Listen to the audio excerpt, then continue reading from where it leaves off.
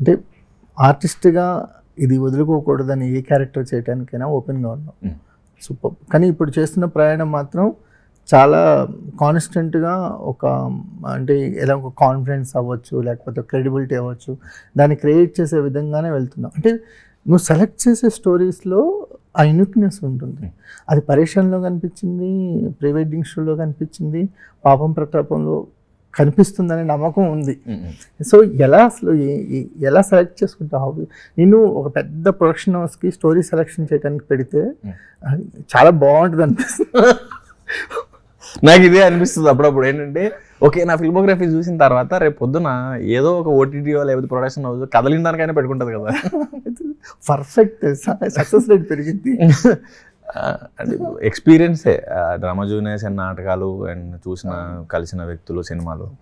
అంటే ఓటీటీలు కానీ ప్రొడక్షనల్స్ కానీ ఒక 100 కోట్లు అలా ఉంటాయి కదా. సార్ బాబు నీకు ఇన్ని కోట్లు ఇస్తున్నావు, ఇన్ని సినిమాలు చేయండి, కథలు మాత్రం నువ్వు సెలెక్ట్ చేయండి. అది లాస్ట్లో ఏమంటారు, వర్క్ ఏదన్నా అటు ఇటు అయినప్పుడు ఈ పని చేయొచ్చేమో నేను. సో అది అవ్వదనే కోరుకుంటున్నాను. అవ్వదు. నేను నీకున్న డెసిషన్ మేకింగ్ చాలా పబ్లిక్ దగ్గరగా ఉంటుంది కదా. నేను అనేది స్క్రిప్ట్ కన్సల్టెంట్గా చాలా బాగుంటావు నీకున్న ఐడియాకి అని చెప్తాను అప్పుడప్పుడు. అంతేగాని ఇది మానేమని కాదు.